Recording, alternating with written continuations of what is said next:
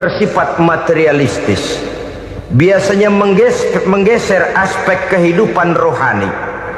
Orang berpikir empiri, dan dalam pola pikir yang demikian, maka alam gaib tidak lagi mendapat perhatian.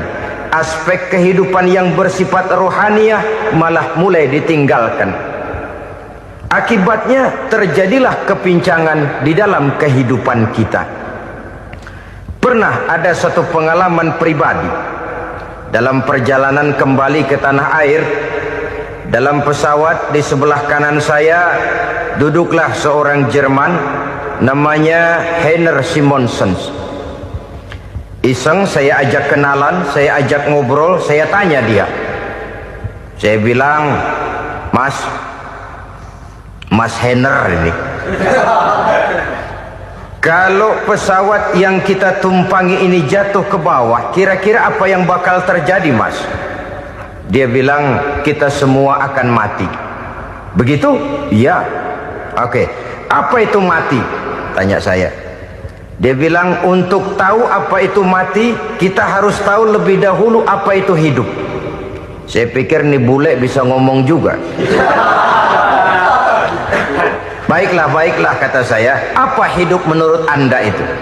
Oh, hidup itu dia bilang, kalau seluruh anggota badan kita bekerja secara normal, paru-paru memompa darah secara normal, jantung berdetak secara normal, sel-sel tubuh bekerja secara fit, dan organisme tubuh hanya mau bekerja secara normal, dia bilang, kalau kita memberi makan yang cukup, menu yang teratur, dan gizi yang lengkap. Saya bilang, kesimpulannya apa, Ner? Dia jawab, hidup adalah dari tangan ke mulut. Life is from the hand to the mouth, kata dia. Hidup adalah dari tangan ke mulut. Jadi masalah hidup tidak lebih daripada masalah isi perut. Orang pergi pagi, pulang sore, peras keringat, banting tulang, perut yang dibelain. Saya bilang, you are wrong. Sampean salah, Ner. Kamu orang Islam bukan? Bukan. Pantas. Kenapa saya salah? Dia bilang, ya jelas salah. Salahnya di mana? Kamu ini manusia. Kalau hidup cuma dari tangan ke mulut, saya bilang, kambing di kampung saya juga begitu pikirannya, Ner. Itu kambing di kampung saya, asal perutnya kenyang, sudah hidup dia. Perkara besok bagaimana, lusa prospeknya macam mana, bulan depan ada apa, kambing nggak pernah mikir. Di kampung saya kambing juga pikirannya begitu. Kamu Kristen ya? Tadinya. Loh kok tadinya, lalu apa sekarang kamu ini? Dia bilang, sekarang saya netral. Saya tidak beragama, tapi saya percaya kepada Tuhan sebagai pencipta alam. Saya ingat benar dia bilang, I haven't any religious, but I believe to God as the creator of the world. Kenapa bisa netral begitu, Ner? Habis saya bingung katanya. Islam bilang Islam baik, Kristen bilang Kristen baik, Hindu Buddha bilang Hindu Buddha baik, semua agama baik. Saya netral sekalian, nggak beragama. Yang penting saya percaya kepada Tuhan. Saya bilang, Ner, kamu ini kayak orang mau beli celana, lalu bingung. Yang satu bilang Levi's bagus, yang satu bilang Blue Jean hebat, yang satu bilang Wool England hebat. Celana ini hebat, celana itu bagus, celana ini hebat. Semua celana bagus, kamu bingung. Akhirnya netral, tidak pakai celana. Itu juga salah. Saya pikir-pikir, kemudian saya melihat bahwa dua pola berpikir Heiner ini nampaknya sudah mulai menggejala di lingkungan masyarakat bangsa kita. Disadari atau tidak, secara jujur kita harus berkata, dua pola pemikiran Heiner ini mulai berkembang di tengah masyarakat bangsa kita. Pertama, pola pikir materialisme. Hidup adalah dari tangan ke mulut. Masalah hidup tidak lebih masalah isi perut. Itu yang perlu dibela, dan disitulah arti kehidupan. Pergi pagi, pulang sore, peras keringat, banting tulang untuk mempertahankan perut. Kalau sudah kemari cara orang berpikir, maka buat apa percaya kepada yang gaib? Untuk apa sholat? Untuk apa puasa? Untuk apa zakat? Untuk apa menghadiri majelis taklim? Tanpa kepercayaan kepada yang gaib, hidup berjalan menurut alur empiris dan materialis. Kalau sudah ke sana cara orang berpikir, biasanya orang lalu cenderung menghalalkan segala cara. Hanyalah orang yang percaya bahwa akhirat ada, hanyalah orang yang percaya bahwa alam kubur itu ada, hanyalah orang yang percaya bahwa malaikat itu ada, hidupnya akan lebih terarah dan terkendali. Karena kepercayaan kepada yang gaib, yang merupakan fase daripada kehidupan setelah hidup yang sekarang ini, mewarnai gerak pribadi seseorang di dalam dia melakukan kegiatan hidupnya. Pola berpikir materialisme, disadari atau tidak, mulai menggejala di lingkungan masyarakat bangsa kita. Hidup tidak lebih dari urusan tangan ke mulut, mulut ke tangan, tangan ke mulut. Asal perut sudah kenyang, hiduplah sudah. Perkara bagaimana prospek hari yang akan datang, bagaimana akhirat, tidak jadi persoalan. Ini yang oleh Nabi diperingatkan, ad-dunya sijnul mu'min wa jannatul kafir. Dunia adalah penjara bagi orang beriman dan surga bagi orang kafir. Dulu di zaman Belanda hadis ini pernah disalah tafsirkan, disalah artikan, digunakan sebagai senjata untuk mengkebiri dan membuat impoten umat Islam. Sudahlah umat Islam gak usah macam-macam, kata Belanda. Dunia ini kan penjara buat orang Islam, surga buat orang kafir. Di penjara jangan bertingkah.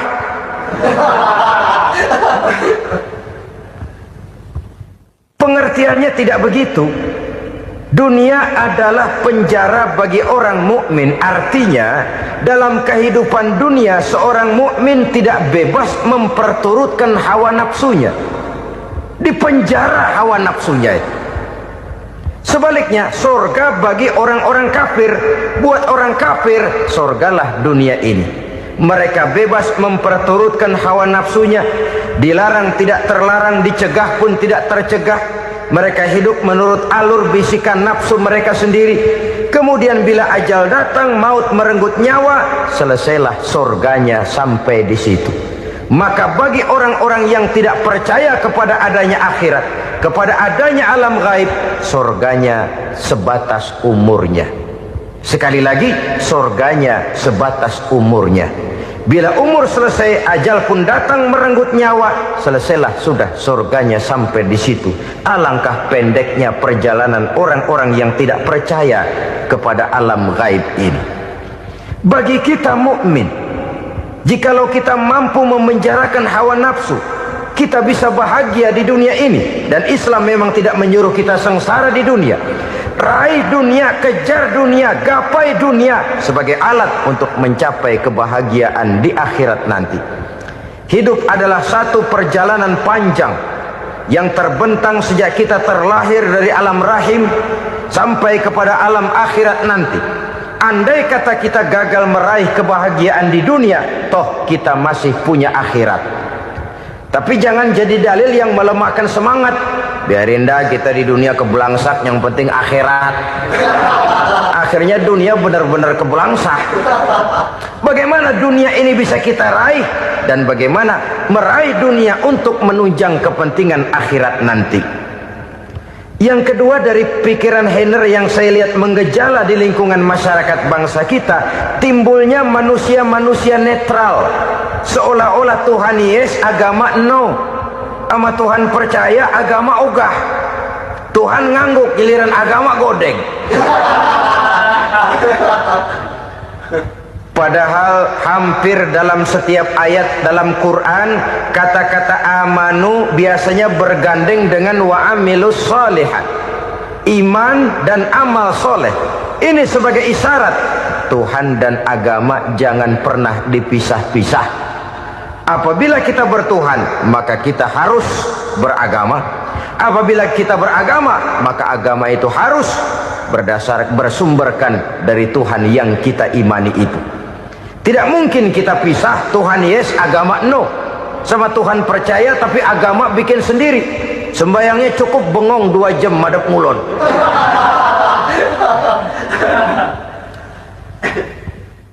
Saudara-saudara kaum muslimin rahimakumullah. Jadi dengan demikian, agama yang kita akui merupakan unsur mutlak di dalam pembangunan sekarang ini, merupakan bagian dari kehidupan yang menuntun kita bahwa di balik alam nyata ini, di balik alam syahadah ini ada alam gaib. Dan mudabbir, murabbi, yang mengatur, yang menguasai, yang memelihara baik dia alam nyata, baik dia alam gaib, tidak lain adalah Allah Subhanahu wa ta'ala. Di sana ada satu super power, satu maha kekuatan yang kita perlu bersandar kepadanya. Sebagai makhluk nyata yang hidup di alam nyata, berbuatlah secara nyata sebagaimana harusnya kita berbuat. Karena Islam jelas bukan agamanya orang pemalas.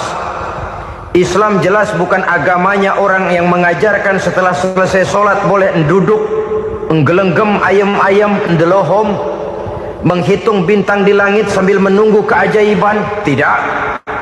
Islam adalah agama yang mengajarkan apabila sholat sudah selesai kamu kerjakan, bertebaranlah di permukaan bumi, cari karunia Tuhanmu. Jangan hidup berpangku tangan menunggu keajaiban. Karena hidup bukan undian. Jangan berharap untung besar tanpa mau peras keringat. Tapi di sebalik itu toh kita juga harus yakin bahwa di sisi usaha nyata yang kita lakukan ada satu super power, satu maha kekuatan gaib yang menentukan berhasil dan tidaknya usaha kita. Kepercayaan kepada hal semacam inilah yang mendorong kita untuk mempunyai sandaran vertikal, agar jikalau usaha ini berhasil, kita tidak lupa diri dan lupa daratan. Jikalau usaha ini gagal, kita tidak putus asa dan buruk sangka, tidak cupik pandangan dan sempit hati, tapi mampu melihat persoalan dengan kacamata putih sambil husnuzon kepada Allah Subhanahu wa ta'ala. Kita percaya malaikat itu ada yang namanya raqib dan atid, mengawasi gerak hidup kita sampai kepada gerak hati kita. Ini memberikan sugesti agar kita berhati-hati, tidak sejengkal tanah pun kita bisa berlindung dari pengawasan raqib dan atid. Ada munkar nakir yang akan menyoal kita di alam kubur. Ada malaikat Malik, penjaga neraka. Ada malaikat Ridwan yang menjaga surga. Kita percaya kepada adanya jin, kita percaya kepada adanya setan, iblis. Percaya kepada adanya, bukan mempercayai si setan, si iblis lalu menjadikannya sebagai teman. Tidak. Percaya bahwa mereka itu ada dan merupakan makhluk Allah yang gaib, yang diciptakan Allah Azza wa Jalla. Kepercayaan kepada alam gaib memberikan motivasi terhadap gerak lahir manusia, sehingga dengan motivasi kepercayaan kepada yang gaib, gerak lahir jadi lebih terarah, jadi lebih terpelihara. Pernah seseorang bertanya, "Pak, apakah adanya akhirat bisa dibuktikan secara ilmiah?" Saya bilang tidak bisa, tidak bisa. Kenapa? Karena yang berangkat nggak pernah pulang kembali lagi. Kalau dia pulang kemari bisa kita tanya bagaimana enak di sono. Cuma secara moral saya katakan, lebih beruntung orang yang percaya kepada akhirat daripada yang tidak. Sekarang saudara percaya akhirat ada, lalu saudara baik-baik di dunia, sholat, puasa, zakat, menolong orang lain, menebarkan kebajikan. Saudara mati. Andai kata akhirat tidak ada, toh dalam hidup saudara sudah berbuat baik. Paling tidak nama saudara akan dikenang sebagai orang baik. Sebaliknya, saudara percaya, kata saya, bahwa akhirat tidak ada, lalu hidup semau-maunya, tenggelam dalam maksiat dan munkarat, menentang Allah, tidak mau ruku dan sujud. Lalu saudara mati, kemudian akhirat ada. Ayo, mau apa? Bekal tidak punya. Jadi secara moral lebih beruntung orang yang percaya kepada adanya akhirat daripada yang tidak percaya. Dan itu alam gaib yang tidak bisa dibuktikan secara eksat. Jangankan untuk membuktikan seperti itu, dalam kehidupan sehari-hari saja yang kita rasakan tidak selalu berbentuk toh. Angin, bagaimana sih bentuknya angin? Kita tidak tahu. Merah, buktinya kalau dikerok merah. Yang merah itu kulit, yang kulit kita bukan anginnya. Sakit, rasa sakit itu ada, tapi bagaimana bentuk sakit kita nggak pernah tahu. Kalau kita makan cabai pedas, bagaimana bentuk pedas itu tidak ada, tapi rasa ada. Bentuk pedas hijau, cabainya bukan pedasnya. Tidak semua yang kita rasakan bisa kita gambarkan dalam bentuk yang konkret. Oleh karena itu, sekali lagi bahwa kepercayaan kepada alam yang gaib mampu memberikan satu sugesti yang menata kehidupan seseorang lebih lurus, lebih terarah, dan lebih terkendali. Maka wajar kalau kepercayaan kepada yang gaib mengantarkan seseorang untuk meraih kemenangan. Kenapa? Dia percaya kepada yang gaib, bahwa akhirat ada, bahwa alam kubur ada, bahwa pertanggungan jawab itu ada. Maka dia lalu tidak hidup saenae udele dewe itu loh. Tidak hidup menurut seleranya sendiri, terarah, teratur. Ini cirinya yang pertama. Orang bertakwa yang akan meraih kemenangan, mereka beriman, mereka percaya kepada yang gaib. Bahkan hal-hal konkret saja selalu berangkat dari yang gaib. Saudara-saudara, para remaja, para pemuda sekarang ini tidak pernah tahu toh siapa yang akan jadi teman hidup saudara. Kita bisa saja ngerancang, mentargetkan, tapi toh akhirnya yang namanya jodoh bukan kekuasaan kita. Rezeki di luar kemampuan kita. Begitu juga ajal, maut, jodoh, ajal adalah contoh-contoh konkret bahwa pada akhirnya yang gaiblah yang menentukan. Bertahun-tahun ngelancong, emang jodoh seret nggak jadi.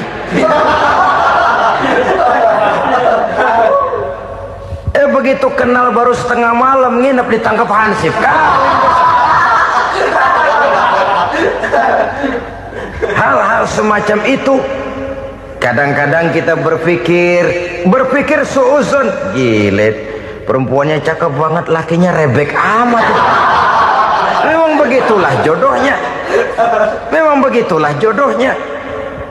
Saudara hadirin ma'asyiral muslimin yang saya hormati, jadi hal-hal yang konkret saja kita yakini sepenuhnya ditentukan oleh satu superpower yang gaib itu tadi. Dari sanalah segala ketentuan itu berangkat dan kesanalah segalanya akan kembali. Maka kepercayaan kepada yang gaib meluruskan gerak hidup seseorang dan itu akan mengantarkan dia kepada meraih kemenangan. Satu. Yang kedua, wa yuqimuna shalah. Orang bertakwa yang akan meraih kemenangan itu adalah orang-orang yang mendirikan sholat. Kenapa sholat mengantarkan orang untuk meraih kemenangan? Yang jelas, inna sholata tanha anil fahsya'i wal munkar. Sholat mampu mencegah manusia dari perbuatan keji dan munkar. Banyak filsafat hidup yang terkandung di dalam sholat ini. Sejak kita wudhu sampai kita menghadap ke arah kiblat, sampai kita melakukan gerak-gerak sholat, bacaan-bacaan yang ada di dalam sholat, lalu sampai kepada mengucapkan salam. Banyak filsafat hidup yang terkandung di dalam sholat. Umpamanya saja, setelah takbiratul ihram mulai kita dengan sholat dalam posisi berdiri, diajarkan dalam kitab-kitab fikih agar kita melihat ke arah tempat sujud. Ini kan filsafat kehidupan. Kalau kamu sholat dalam posisi berdiri, lihat tempat sujud. Jangan sholat mata jelalatan, sebab nanti bisa mengurangi kekhusyuan. Jadi wajar kalau yang dikatakan bahwa yang paling afdol adalah shaf yang di depan. Kenapa? Secara harfiah pengertiannya akan lebih mengundang kekhusyuan. Kenapa? Kalau kita di shaf paling depan di masjid umpamanya paling banter kita lihat tembok. Tapi kalau kita soft di tengah atau di belakang, orang-orang di depan kita pun akan kelihatan. Yang bajunya loreng, yang bajunya genggang, yang bajunya macam-macam. Kita lihat, kadang-kadang kita pikirin, ada yang bajunya bolong. Kita sholat tapi dalam hati, nih orang bajunya robek, yang nggak tahu apa. Ada saja hal-hal yang mengusik kekhusyuan kita. Oleh sebab itu diajarkan dalam posisi berdiri, lihat, arahkan pandangan matamu kepada tempat sujud. Ini kan filsafat kehidupan. Maksudnya apa? Kalau lagi diri, lihat dong tempat sujud. Kalau udah di atas, ingat dong sama yang bawah. Kalau sudah tinggi, ingat dong dari mana kamu berangkat. Kalau sudah berkuasa, bantu dong yang lemah. Kalau sudah kaya, santuni dong yang miskin. Kalau sudah alim, bimbing dong yang awam. Ini filsafat kehidupan. Dalam posisi berdiri, kau lihat tempat sujud. Ini akan melahirkan kepekaan sosial, di mana seseorang mau tahu kepada orang lainnya. Bagaimanapun kaya kita, tinggi pangkat dan jabatan kita, jikalau hidup hanya untuk kepentingan perut sendiri saja, rasanya belum membawa manfaat di dalam kehidupan kita. Tapi efek yang tertinggi sesungguhnya, solat mencegah manusia dari perbuatan keji dan munkar.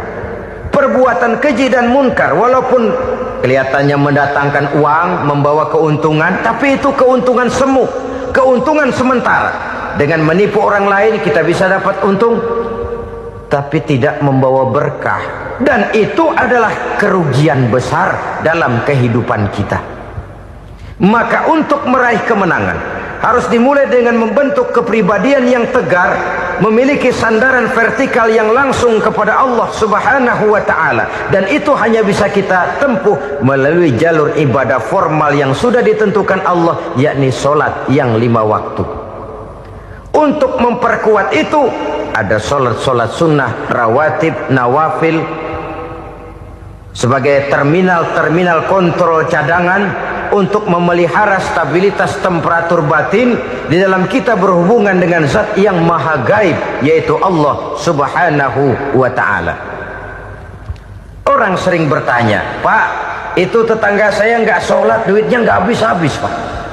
Nggak sholat tapi mobilnya tambah terus. Nggak sholat tapi usahanya makin maju. Tapi di sisi lain ada orang yang rajin sholat, rezekinya butak bener. Anaknya mana kurus, mana korengan. Saudara hadirin ma'asyiral muslimin rahimakumullah, harus saya katakan bahwa solat memang bukan untuk cari duit.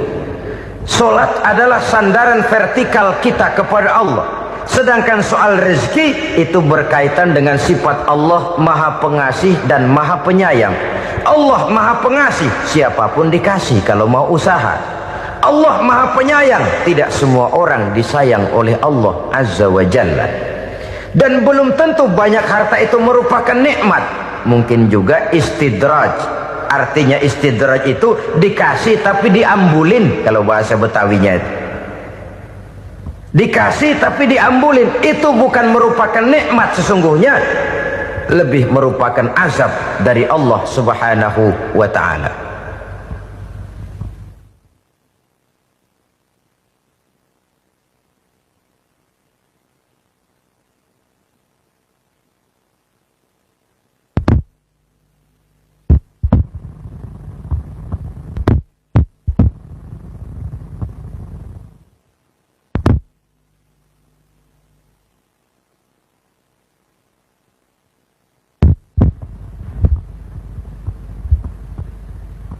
Agama mempunyai sistem solat, dan kita umat Islam telah dituntun oleh Allah Subhanahu wa ta'ala yang wajibnya 5 kali dalam sehari semalam mendirikan solat, dan itu tentu berada dalam jangkauan kemampuan manusia.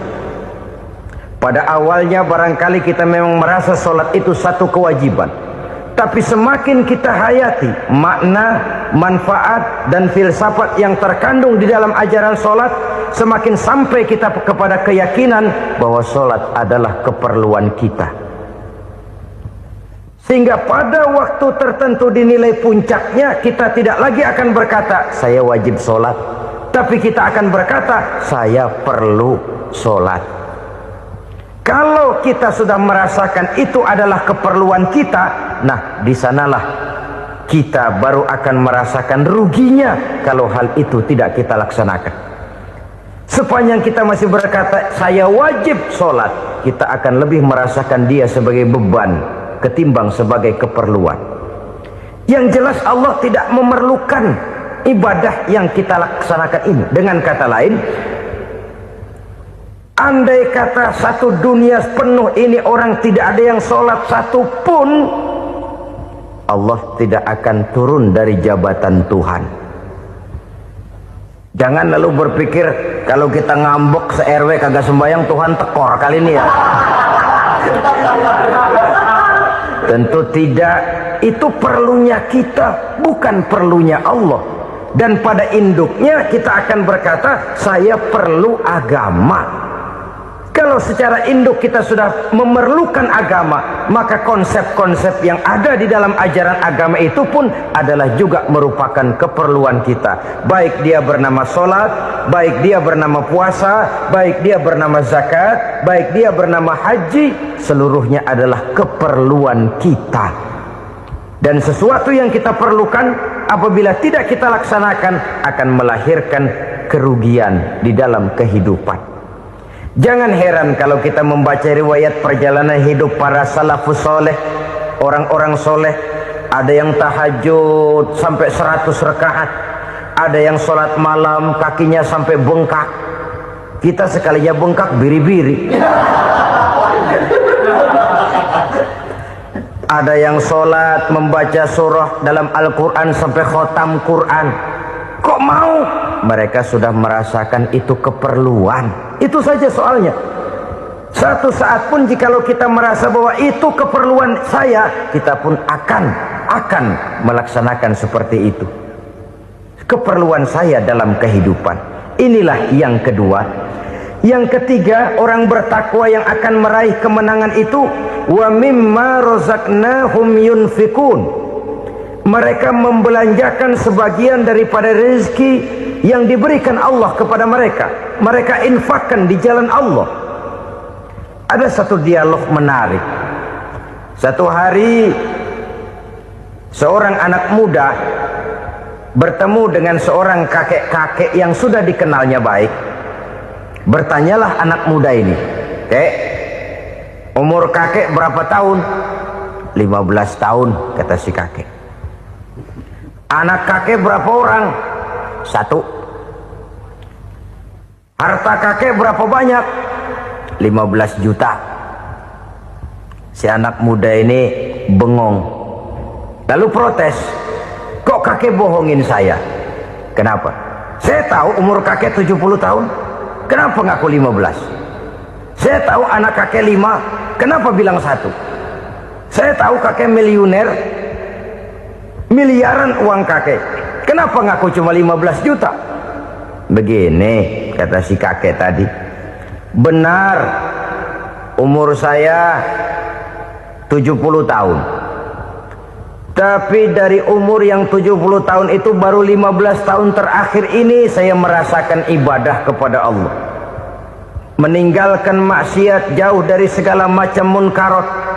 Maka yang 15 tahun inilah yang benar-benar saya rasakan sebagai umur saya.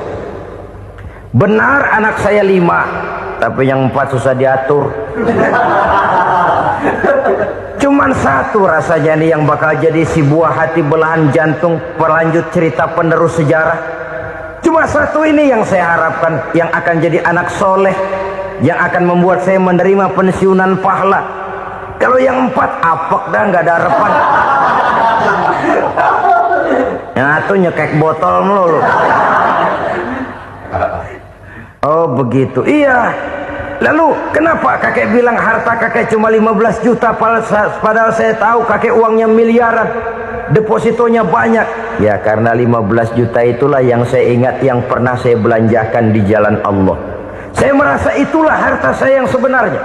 yang miliaran yang saya simpan di bank kelak kalau satu saat saya mati akan jadi rebutan di antara anak-anak saya. Iya, kalau anak saya soleh kayak yang satu ini. Kalau yang 4 tadi udah tulen dia bakal berantem, dah berebut tuh.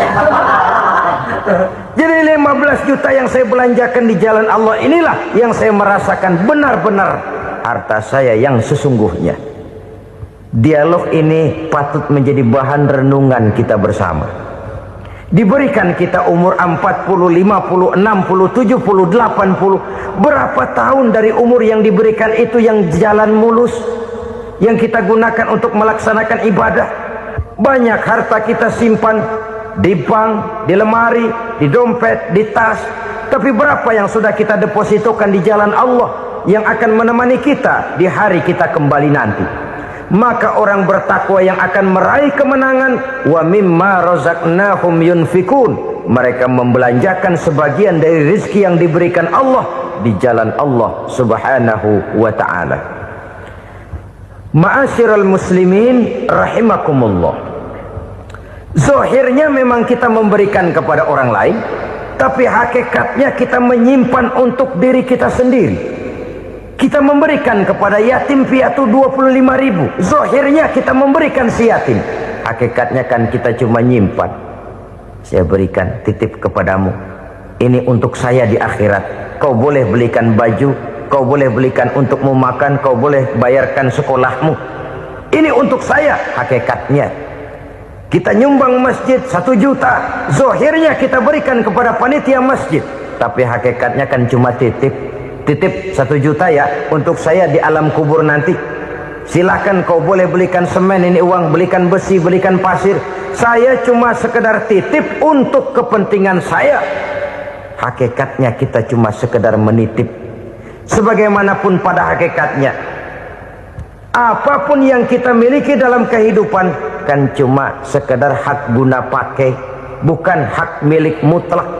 Harta kita, rumah kita, kendaraan kita, kebun kita, pabrik kita, hak guna pakai saja. Hak milik mutlak cuma untuk Allah subhanahu wa ta'ala. Saudara-saudara kaum muslimin rahimakumullah, ini yang ketiga. Kemudian yang keempat, orang-orang bertakwa yang akan meraih kemenangan, allazina yu'minuna bima unzila ilaika, mereka yang beriman, mereka yang percaya kepada apa yang telah diturunkan kepadamu Muhammad, ay Al-Quran, yakni Al-Quranul Karim.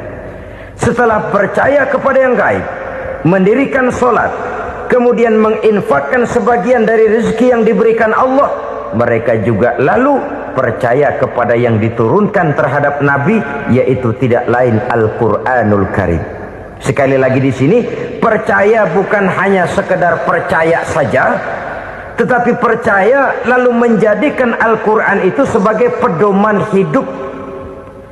Sebab memang Al-Quran itu adalah GBHM, garis-garis besar haluan muslim. Apa yang harus kita lakukan, apa yang harus tidak kita lakukan, bagaimana mestinya kita bertingkah laku dan berbuat, seluruhnya tercantum di dalam Al-Quranul Karim. Itu sebabnya ketika satu hari Aisyah ditanya bagaimana akhlak Rasul, beliau menjawab, kana Rasulullah sallallahu alaihi wasallam khuluquhul Quran. Akhlak daripada Rasulullah tidak lain adalah Al-Quran. Jawaban simpel ini memberikan gambaran bahwa keseluruhan daripada konsepsi Quran sudah diterjemahkan dalam kehidupan Rasulullah sallallahu alaihi wasallam. Karena kita tahu akhlak adalah keseluruhan dari gerak hidup manusia. Sejak ia berpribadi, berumah tangga, bertetangga, bermasyarakat, sampai kepada berbangsa dan bernegara, Al-Quran tetap memberikan sentuhan nilainya. Oleh karenanya, orang-orang yang bertakwa adalah orang-orang yang menjadikan Al-Quran sebagai pedoman dalam kehidupannya. Dan kita yakini Al-Quran diturunkan kepada Nabi Muhammad bukan merupakan produk Nabi Muhammad. Isi dan redaksinya langsung dari Allah Subhanahu wa ta'ala. Kemudian cirinya yang kelima, orang bertakwa yang akan meraih kemenangan itu, wa ma unzila min qablika. Tidak hanya sekedar percaya kepada yang diturunkan terhadap Nabi Muhammad yaitu Al-Quran, mereka juga percaya kepada apa yang pernah diturunkan kepada para nabi, kepada para rasul sebelum Nabi Muhammad. Percaya kepada adanya suhuf, percaya kepada adanya Taurat, percaya kepada adanya Injil, percaya bahwa Allah dahulunya sudah menurunkan Taurat kepada Musa, percaya bahwa Allah sudah menurunkan Injil kepada Isa, percaya Injil ada, Taurat ada, diturunkan Allah untuk Isa dan Musa, tetapi tidak wajib mengamalkannya karena kita sudah diberikan Al-Quranul Karim. Ini yang perlu saya garis bawahi. Kita percaya Allah telah menurunkan Injil dahulu kepada Isa. Kita percaya bahwa Allah telah menurunkan Taurat dahulunya kepada Nabi Musa. Kadang-kadang ini dijadikan dalih, dikacaukan pengertiannya. Quran saja mengajarkan bahwa orang yang bertakwa harus percaya kepada Injil, maka pakailah Injil. Apalagi kalau ayat sebelumnya ditilap, dihapus, dihilangkan, Injilnya yang ditekankan, maka akan terjadilah penekanan yang salah arah. Karena salah arah akhirnya bisa merusak dan menghancurkan akidah. Ketika Rasul suatu saat pernah ditanya orang, "Ya Rasul, bagaimana sikap kita sebagai muslim terhadap Injil yang ada sekarang?" Beliau menjawab, "La tukadzibuhu jami'an wa la tusaddiquhu jami'an." Jangan didustakan seluruhnya, jangan juga dibenarkan semuanya. Artinya, ini sudah merupakan gambaran dari Rasul bahwa dalam Injil yang ada sekarang masih ada ajaran-ajaran tauhid yang dibawa oleh Nabi Isa dan diajarkan kepada umatnya. Tapi juga dalam Injil yang sekarang ini sudah terkena intervensi dan investasi manusiawi. Karena itu Rasul menyimpulkan, la tukadzibuhu jami'an wa la tusaddiquhu jami'an. Jangan didustakan semua, jangan dibenarkan seluruhnya. Kita memang percaya Allah telah menurunkan Injil kepada Nabi Isa dulu, tapi kita tidak wajib mengamalkan Injil. Kita percaya Allah telah menurunkan Taurat kepada Nabi Musa, tapi kita tidak wajib mengamalkan kitab ajaran Taurat.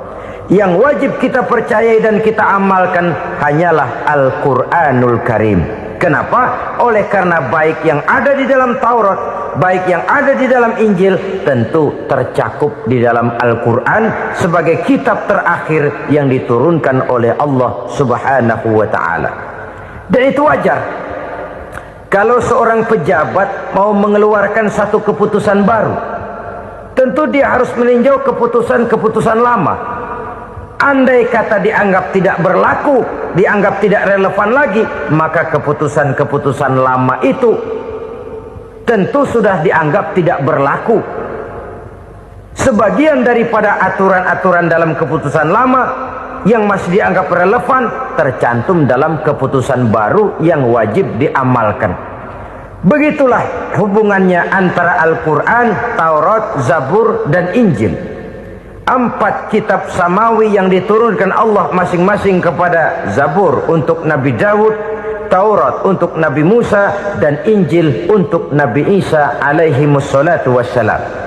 Ketiga-tiga kitab itu kita percayai adanya.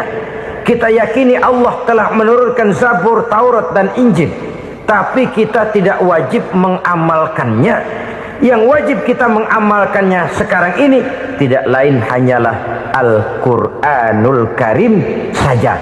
Karena ia mencakup apa yang ada di dalam Zabur, apa yang ada di dalam Taurat, dan apa yang ada di dalam Injil. Keotentikannya bisa dipertanggungjawabkan.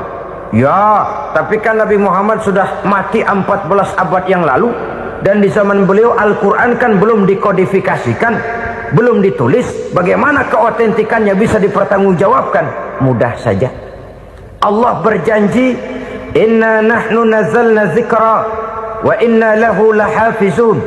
Kami yang menurunkan Al-Quran dan kami yang akan menjaga dan memeliharanya. Allah turunkan Quran, Allah menjaganya. Bagaimana cara Allah menjaga Al-Quran itu? Banyaknya orang-orang yang hafaz Al-Quran. Hafaz Al-Quran 30 juz, 114 surah, 6.666 ayat. Sehingga jangankan satu kata, jangankan satu ayat, satu kalimat saja berubah, sudah akan timbul reaksi dan mudah dimengerti. Kenapa? Banyak orang-orang yang hafaz Al-Quran. Sedangkan pada setiap akhir tahun biasanya malaikat Jibril selalu mengadakan checking terhadap ayat-ayat yang diturunkan pada waktu itu. Di zaman Nabi sendiri sudah ada usaha kodifikasi. Dan yang lebih luar biasa lagi, sampai hari ini tidak seorang pun mampu membuat satu ayat saja semacam Al-Quran. Ke bahasa manapun dia diterjemahkan, naskah aslinya tetap ikut. Rujukan dasarnya tetap ada. Berdasarkan itu, maka tidak mungkin terjadi penyelewengan terhadap atau pemalsuan terhadap ayat-ayat Al-Quranul Karim. Kesuciannya, keotentikannya, kemurniannya bisa dipertanggungjawabkan. Ma'asyiral muslimin rahimakumullah. Oleh karenanya, konsepsi dasar daripada ajaran Islam ini memang tidak lain adalah Al-Quran dan Sunnah. Isi daripada agama Islam yang merupakan iman, Islam dan ihsan, konsepsi dasarnya tidak lain adalah Al-Quran dan Sunnah Rasulullah Sallallahu Alaihi Wasallam. Maka yang kita perlukan sekarang ini adalah terjemahan Al-Quran di dalam kehidupan kita. Dengan demikian, maka gaya kehidupan yang lebih Qurani itulah yang kita dambakan. Kita perlu memang terjemahan Quran dalam bahasa Inggris, dalam bahasa Belanda, dalam bahasa Jepang, tapi yang lebih kita perlukan adalah terjemahan Quran di dalam kehidupan kita. Konsekuen, tidak memanipulasi, ringan sama kita jinjing, berat sama kita pikul. Jangan kalau lempengan ayat Quran tuh kira-kira enak diamalin, keras teriakan kita. Giliran kira-kira ayat Quran itu mukul kepala kita sendiri, diam kita. Itu ciri yang pernah disindir Allah dalam awal-awal Baqarah juga. Ciri beragamanya orang yang munafik. Kullama adha'a lahum masyawfi, kata Allah. Wa iza azlama alaihim qamu. Apabila terang mereka jalan, apabila gelap mereka berhenti. Artinya, kalau kira-kira di Islam nguntungin, rame-rame pada teriak Islam. Tapi ketika diminta untuk berjuang, ketika dituntut untuk berkorban, rame-rame mengundurkan diri. Nasib agama tidak ubahnya seperti daun pisang yang dikait orang di tepi jalan lantaran tak berpayung di ketika hari hujan. Manakala hujan usailah sudah, daun itu pun dicampakkan di tepi jalan, diinjak pula orang nan lalu. Artinya, orang menjadikan agama cuma sebagai lipstick, decoration only, tidak konsekuen. Hanya pada saat-saat kelihatannya Islam membawa keuntungan, rame-rame orang teriak-teriak tentang Islam. Tapi jikalau diminta berjuang, jikalau dituntut untuk berkorban, biasanya rame-rame juga mengundurkan diri. Jangan heran kalau mayoritas hitungan kita, tapi minoritas peranan kita. Kuantitas kita dalam jumlah, tapi dalam kualitas kita lebih sering jadi penonton daripada jadi pemain. Padahal itu sangat tidak boleh terjadi. Umat Islam di Indonesia harus bangkit. Umat Islam di Indonesia harus sadar akan keberadaannya. Tidak boleh hanya jadi penonton berpangku tangan. Karena memang agama kita juga mengajarkan untuk konsekuen di dalam menjabarkan ajaran-ajaran daripada agama kita. Kita sering menjadi jatuh menjadi umat yang lemah oleh karena kita ini tidak pandai menggalang kebersamaan yang diakibatkan tidak konsekuennya kita. Diistilahkan bahwa umat Islam di dalam menggalang kebersamaannya itu harus seperti orang main sepak bola. Saudara-saudara kan tahu orang main sepak bola itu. Orang main sepak bola, kalau pertandingan belum dimulai sih silakan saja kumpul di luar lapangan, atur strategi yang baik. Tapi kalau pertandingan sudah dimulai, turun ke lapangan hijau, jangan kumpul terus. Ada sepak bola gotong royong, mundur rame-rame, depan ke depan kumpul melulu mainnya, kalah. Orang main sepak bola itu ya harus ada penyerang tengah, harus ada penjaga gawang, harus ada strikernya, harus ada kiri luarnya, kanan dalamnya yang jadi backnya. Posisi boleh bermacam-macam, tapi yang penting saling ngoper untuk menggolkan gawang lawan. Begitulah umat Islam ini. Boleh ada yang jadi pejabat, boleh ada yang jadi pengusaha, boleh ada yang jadi petani, silakan ada yang jadi seniman, ada yang jadi penyair, ada yang jadi artis sekalipun. Tapi kalau sudah berhasil menguasai bola, jangan lupa operannya. Operan itu yang langka. Kita ini muslim kadang-kadang kalau sudah memegang menguasai bola, kalau belum mau mampus, belum mau ngoper. Nanti kalau sudah nggak punya bola, baru mau ngoper. Kalau sudah dengar-dengar mau dekat pensiun, baru mau jihad, baru mau berjuang, baru mau ngurus pesantren. Tanda tangan sudah tidak laku, memo sudah tidak dihargai, baru mau berjuang. Kemarin kemana mas? Kita tidak pandai memanfaatkan posisi. Dengan kata lain, kalau kembali kepada persoalan kita, konsekuensi kita terhadap agama yang kita anut ini belum ideal. Kita masih lebih sering berislam ini pada saat-saat yang menurut perhitungan kita membawa keuntungan. Tapi kalau diminta berjuang, dituntut berkorban, yang itu pun hakikatnya adalah untuk kepentingan kita juga. Allah tidak pernah menuntut kita untuk jihad bagi kepentingan Allah, itu tidak. Berjuang menegakkan agama Allah, apakah untuk kepentingan Allah? Tidak. Untuk kepentingan kita. Sebab nilai-nilai jihad itu pada akhirnya akan membawa kita kepada satu kebahagiaan. Setidaknya kalau tidak di dunia, tentu di akhirat sebagai syahid. Oleh karena itu, pada bagian akhir ini saya ingin mengajak, marilah kita konsekuen. Sekali kita berkitabkan Al-Quranul Karim, mari dia kita jadikan pedoman. Jangan cuma kita jadikan sebagai penghias dinding, pelengkap rumah, bahwa di rumah kita ada Al-Quran, tapi yang baca kecoa. Habis pada bolong tuh Quran. Yang penting kan punya Quran. Ditaruh di pintu rumah. Biar apa? Biar kuntilanak kagak masuk katanya. Ya apa itu nasib Quran? Cuma kerjanya jaga pintu, ngusir kuntilanak, ngusir memedi. Bagaimana kita hidup menurut tuntunan Al-Quran? Kadang-kadang tidak pernah menjadi masalah bagi kita. Maka bagaimanakah Al-Quran akan mungkin membawa keberkahan dalam hidup kalau ajarannya kita injak-injak dalam keseharian kita? Mewujudkan gaya hidup yang lebih Qurani, itulah yang akan kita rintis di dalam kehidupan kita. Bertahap, step by step, menurut kemampuan yang ada pada kita. Jika jalan ini tidak bisa kita selesaikan, percayalah akan ada generasi penerus yang akan melanjutkan usaha dan cita-cita mulia itu. Jadi percaya kepada Taurat, percaya kepada Injil, sekadar percaya Allah dahulunya sudah menurunkan itu, tapi kita tidak wajib mengamalkannya. Kenapa? Generasi Injil masa berlakunya sudah kedaluarsa. Taurat masa berlakunya sudah kedaluarsa. Injil pernah berlaku untuk orang Nasrani di zaman Nabi Isa. Taurat pernah berlaku untuk orang Yahudi di zaman Nabi Musa. Setelah generasinya berlalu, datang Rasul penutup yang membawa Al-Quranul Karim. Maka Al-Quran itulah yang berlaku menjadi pedoman sampai hari akhir nanti. Jangan jauh dari Al-Quran, karena apabila ini kita lakukan, maka kita akan kembali kepada satu gaya hidup yang jauh dari tuntunan agama, dan itu artinya kita akan semakin jauh untuk meraih kemenangan.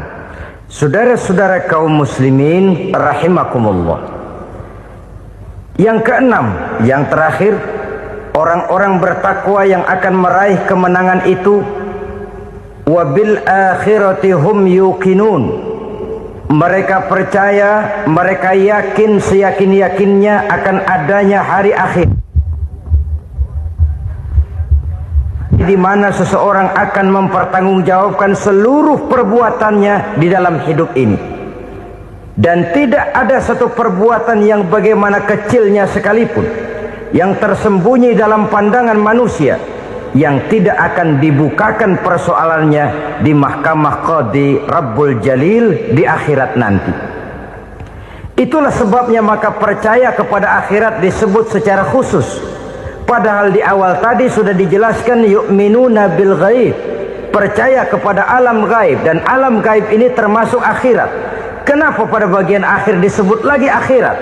Karena ternyata bahwa kepercayaan kepada adanya akhirat merupakan induk dari kepercayaan terhadap adanya malaikat, setan, jin, dan lain sebagainya, dan akan lebih memberikan sugesti dalam kehidupan manusia untuk meluruskan gerak hidupnya.